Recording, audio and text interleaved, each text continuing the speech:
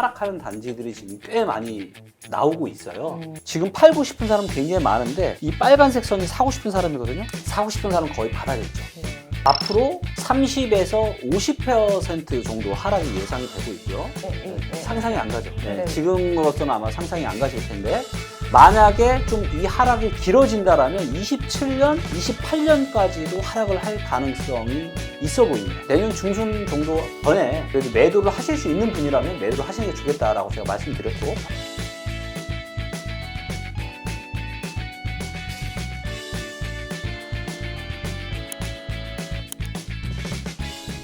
안녕하세요. 네, 여러분 안녕하세요. 브릿지 JYP 박진영입니다. 데이터는 답을 알고 있다. 데이터를 활용하셔가지고 집값을 분석하고 또 전망하시는 그 리치고 서비스를 운영하고 있는 김기현 데이터 노우즈 대표님이십니다. 반갑습니다. 네, 반갑습니다. 네.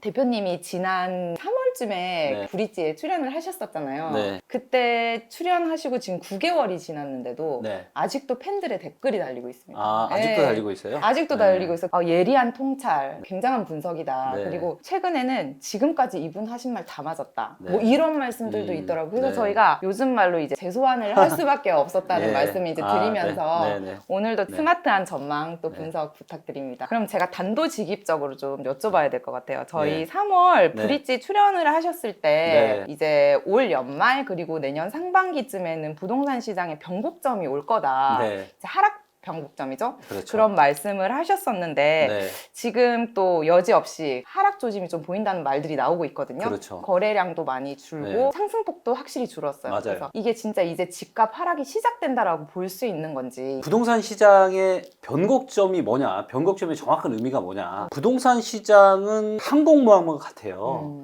그래서 오랜 기간 상승을 하다가 이 방향을 하락적으로 틀면 금방 틀어지지 않아요. 거대하기 때문에. 그렇죠, 그렇죠. 네, 그래서 하락이 본격적으로 나타나기 전에 어떤 현상이 발생을 하냐면, 그러니까 시중에 매물은 계속 쌓이고 매수세가 줄어들어요. 그러면서 이런 기간이 몇 개월이 지속이 되면 그 이후에 이제 하락이 시작이 되는 거죠.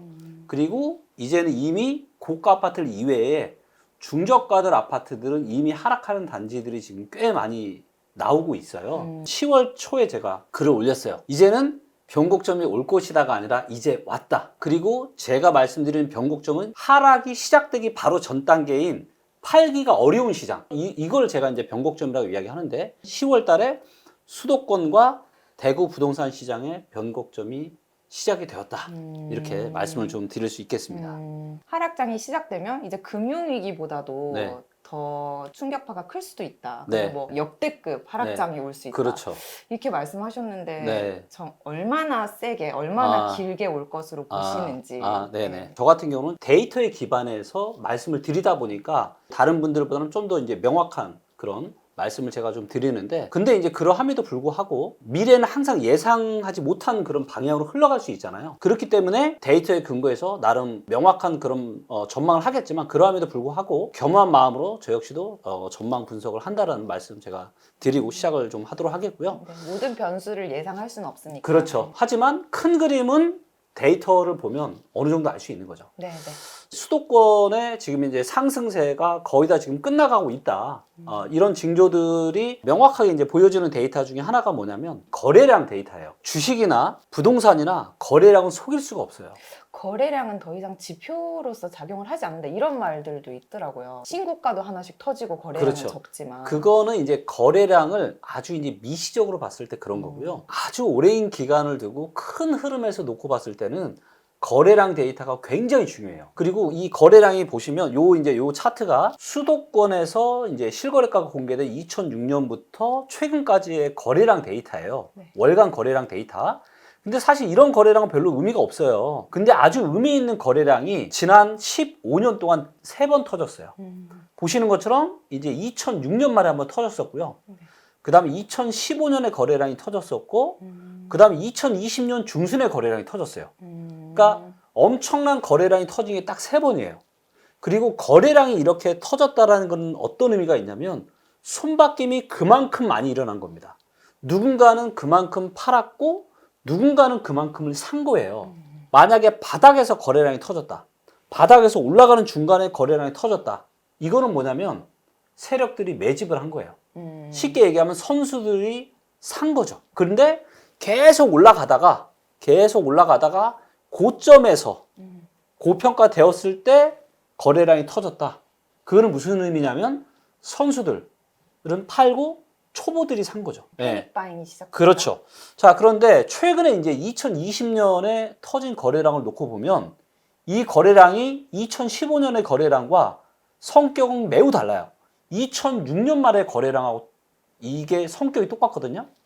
뭐냐면 이제 2006년 말 2007년 초에 신문기사, 부동산 관련한 수도권의 신문기사 찾아보시면 아시겠지만 그때도 물론 이제 용어가 다르긴 하지만 최근과 같은 대중들의 패닉 바잉이 있었어요. 왜냐하면 수도권을 계속 이제 2003년 10월 달부터 규제를 함에도 불구하고 아파트 가격이 계속 올라가니까 대중들 마음속에 정부가 규제하고 뭐하고 하니까 안 올라간다. 그러함에도 불구하고 계속 올라가면 어떤 마음이 드냐면 내가 지금이라도 못 사면 영원히 어떻게 보면 벼락거지가 될 것 같은 그런 두려움이 휩싸이는 거예요. 공포심이. 그렇기 때문에 이런 엄청난 거래량이 터졌던 거예요. 이런 엄청난 거래량이 터졌다는 그 의미는 뭐냐면 그 다음에는 사줄 사람이 있다라는 거예요, 없다라는 거예요.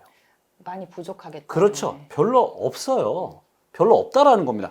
그렇기 때문에 보시는 것처럼 거래량이 이때 잠깐 튀긴 했지만 거래량이 대체적으로 고점이 계속 낮아지죠. 부동산 시장이 약세로 들어설 수밖에 없는 거고요. 최근에도 특히 2030 세대가 엄청난 대출까지 끌어다가 패닉 바잉을 했어요. 근데 보시는 것처럼 거래량이 어떻게 되고 있어요? 계속 지금 줄어들고 있죠. 눈에 띄게 줄어들고. 눈에 띄게 줄어들고 있고요. 요 이제 2020년 말 21년 초에 터졌던 이 거래량은 뭐냐면 정부의 임대차 3법 때문에 전세가가 급등을 하니까 이것 때문에 어쩔 수 없이 또다시 등 떠밀려서 또 산 거래량이 나타난 거예요. 자, 그래서 패닉 바잉이 터지고 나서 1년 반, 2년 정도 후에 보통 변곡점이 찾아와요. 근데 2020년 말에 지금 거래량이 터졌잖아요. 네네. 2020년 중순에 거래량이 터졌으니까 1년 반, 2년 후면 올해 말이나 내년 중순 정도가 딱 맞아 떨어지는 거예요. 자, 그리고 2015년도에도 이 거래량이 터졌죠. 자, 이거는 뭐냐면 2015년이면 수도권 아파트 시장이 바닥이었어요, 아니었어요? 바닥이었죠. 네. 바닥에서 이제 막 상승하는 구간이었습니다. 자, 그럼 이때 이 거래량은 누군가는 이만큼을 많이 팔고 누군가는 이만큼 많이 산 거죠. 네. 자, 이때 산 사람들은 고수예요, 하수예요? 고수죠. 이때 판 사람들은 하수죠. 정말 죄송한 말씀이지만 자, 이분들은 왜 이때 팔았을까요? 자, 이분들은 제가 유추를 해볼 때 그래요. 이때 영끌에서 사셨던 분들이 한 1년 반은 나쁘지 않았어요. 근데 2010년서부터 본격적인 대세 하락장을 하는 거예요. 그러니까 마음이 어때요? 너무 불편하고 안 좋죠. 그죠? 어디까지 떨어지려나. 네, 뭐 역전세, 뭐 하우스 푸어 정말 그런 기사들 많이 나왔었고요. 그래서 마음이 너무 아픈데 14년 초중반에 바닥을 찍고 다시 올라가는 거예요. 그러니까 어때요? 이분들 입장에서는 아이고 다시 조금 올라가니까 냅다 던지는 거예요. 탈출의 기회다. 네, 탈출의 기회다. 근데 선수들은 샀던 거죠. 앞으로 언제가 될지 모르겠지만 지금 거래량이 계속 줄고 앞으로 거래량이 늘어날 가능성은 거의 보이지 않아요. 앞으로 이렇게 거래량이 별로 없는 시기가 몇 년 동안 한 6, 7년 진행이 될 겁니다. 그리고 언젠가 또다시 보시는 것처럼 2013년부터 다시 거래량이 조금씩 늘어나죠. 조금씩 이렇게 고점이 낮아지다가 고점이 계속 올라가요. 이런 시기가 올 거거든요. 바로 이럴 때 사시면 너무 좋죠. 거래량 우리가 데이터들을 가지고 이제는 거의 지금 어떤 변곡점에 왔다라는 것들을 우리가 확인을 좀 해볼 수가 있고요. 또 최근에 이제 서울의 매매 전세 수급 데이터를 보면 요 파란색 선이 뭐냐면 요게 서울 아파트를 팔려고 내놓은 사람들의 숫자라고 보시면 돼요. 매도. 네. 보시는 것처럼 2020년 이후로 제일 지금 높아요. 파란색이 제일 높죠. 네, 2020년 이후로도 이게 좀 들쑥날쑥. 들쑥날쑥 네. 하죠. 근데 지금 이 파란색 높이가 19년에 이때 좀 하락장이 와서 약간 하락했을 때 말 이후로는 지금 가장 높게 올라가고 있는 정도예요. 지금 팔고 싶은 사람은 굉장히 많은데 이 빨간색 선이 사고 싶은 사람이거든요. 사고 싶은 사람은 거의 바닥에 있죠. 네, 즉, 서울은 지금 안 그래도 이제 뭔가 거래량 데이터로 봤을 때 이제 거의 변곡점 부근에 지금 왔는데 이미 지금 팔려고 하는 사람은 많고 살려고 하는 사람은 별로 없는 시장이 지금 시작이 되었다라는 거죠. 거기다가 이제 요 밑에 거는 전세 수급인데 전세가 공급이 많은지 수요가 많은지를 알려주는 데이터예요. 근데 얘도 지금 내려오고 있죠. 그 얘기는 무슨 얘기냐면 지금 전세 시장도 조금씩 안정화돼 가고 있다. 살려고 돈을 지불할 수 있는 사람이 없기 때문에 매물은 늘어나는데 거래량이 줄어드는 거예요. 그렇기 때문에 제가 변곡점이 왔다라고 이야기하는 거는 바로 이러한 여러 가지 이유들. 이제는 더 이상 비싸게 사줄 수 있는 사람이 없다. 거기다가 지금은 사상 최대 가계부채. 그러니까 사람들이 부채가 아주 많은 상황이에요. 근데 금리는 올라가겠죠. 장바구니 물가나 이런 것들은 올랐죠. 엄청나게 많이 올랐죠. 그러니까 사람들이 여유가 없는 거예요. 그러니까 전세든 매매든 지금 쉽게 거래가 잘 안 되는 이런 상황이, 하지만 그러함에도 불구하고 지난 8년 동안 역사상 가장 오랜 기간을 올라온 이런 어떤 대중들의 이 관성이 있다 보니까 에이 이러다가 또 다시 올라가지 않을까? 라는 국면에 있다 보니까 아직은 하락을 안 하는. 근데 여기서 조금 더 시간이 지나고 실제로 금리가 더 올라가고 이런 상황이 펼쳐지게 되고 사람들이 이제는 이거 이제 진짜 이거 대세 상승 끝났나? 그러면서 효과가 조금씩 나오고 하락의 분위기로 접어들게 되면 그때서부터는 이제 본격적으로 이제 대세 하락장이 시작될 가능성이 아주 많은 거죠. 그러면 걷잡을 수 없는 하락이 시작될까요? 네, 그래서 매도 심리가. 제가 이제 말씀을 드리는 게 상당히 강력한 하락이 올 수 있다. 역사상 지금 강력한 하락이 올 수 있다라고 제가 말씀을 좀 드리고 있는데, 뭐 나중에 이제 추후에 여러 가지 이제 데이터들을 제가 가지고 말씀드리면, 일단 먼저 어떤 그런 부동산의 본질적인 가치가 뭐냐. 여기서는 GDP를 가지고 한번 말씀을 좀 드려볼게요. 나머지 데이터는 나중에 좀 보도록 하겠고요. 자, GDP라는 거는 그 나라의 국가 경제 체력을 의미합니다. 그래서 이제 보시는 것처럼 이 파란색 선이 GDP예요. 그래서 꾸준하게 올라가고 있죠.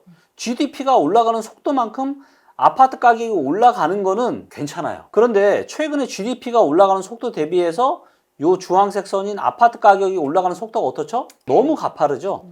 그래서 요 뒤에가 GDP 대비한 아파트 시가총액의 비율이에요. 네. 그래서 보통 우리가 주식시장에도 버핏 지수라고 해서 주식시장의 시가총액과 GDP를 비교를 해서 GDP 대비해서 주식시장이 얼마나 고평가인지 저평가인지를 판단하는 데이터가 있잖아요. 그래서 이거를 부동산 시장에는 찾아볼 수 없을까라는 고민 끝에 제가 이 데이터를 제가 직접 만들게 된 거고요. 김기환 지수 뭐 이렇게. 아니 그런 건 아니고요. 부동산 버핏 지수라고 할 수 있겠죠.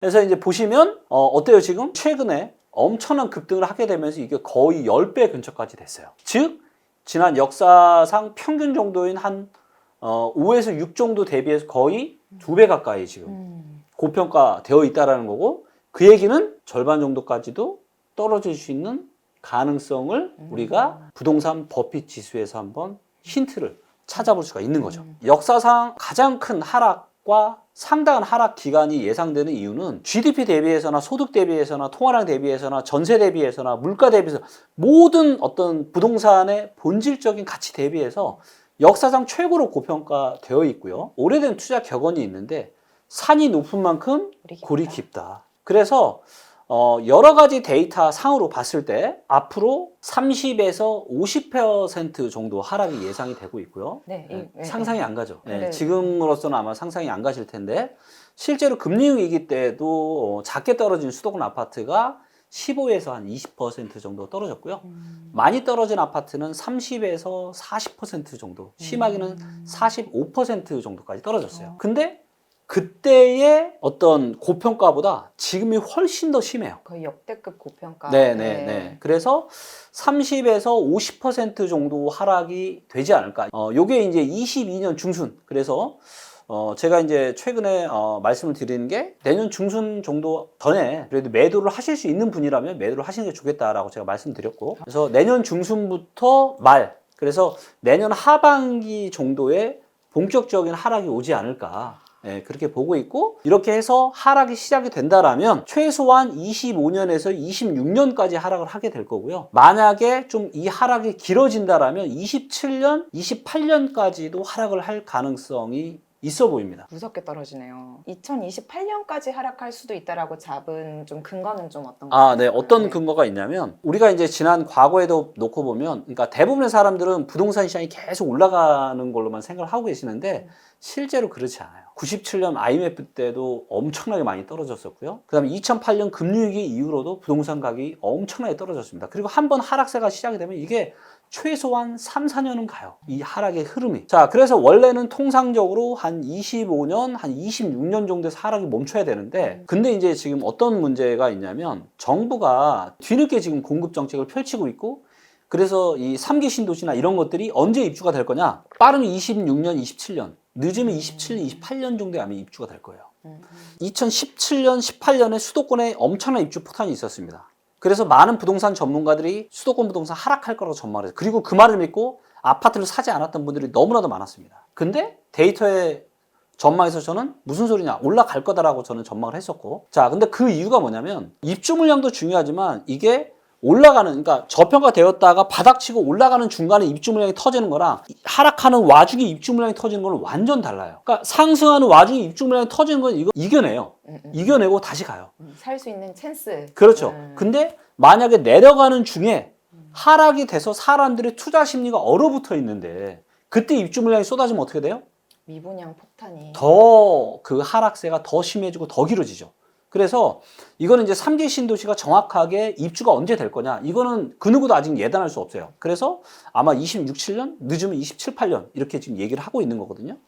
그래서 그때 입주 물량의 상황에 따라서 수도권 아파트 시장이 하락세가 어느 정도까지 진행이 될 건지가 가늠이 될 거고요. 그래서 이 부분은 일단 시간이 지나면서 다양한 데이터들을 보고 판단을 좀 할 필요가 있고요. 최근에 중저가는 지금 수도권의 하락세가 이미 시작이 좀 어느 정도 되고 있는 모습이고, 근데 고가 아파트들은 신고가가 나오고 있어요. 네. 자, 이 부분도 제가 종종 말씀을 드리고 있는데, 지금은 어떤 지금 상황이 펼쳐지고 있냐면 소득과 자산이 별로 없으신 분들과 소득과 자산이 높으신 분들의 이 차이가 계속 벌어지고 있어요. 양극화. 예, 이제는 그냥 양극화 정도가 아니라 초양극화. 예, 너무 심하게 벌어지고 있어요.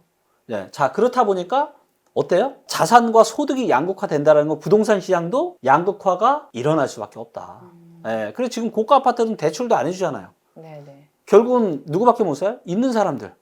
예, 근데 있는 사람들은 더 지금 슈퍼리치들이 되는 사람들이 많아요. 그렇기 때문에 그런 분들이 선호할 만한 이런 부동산 시장은 앞으로 어떤 이런 대세 하락장이 오더라도 하방 경직성이 다른 곳보다 좀 더 양호할 가능성이 아주 많습니다. 그러면 대표님 네. 제가 최근에 이제 현장에 가서 네. 이제 취재를 했는데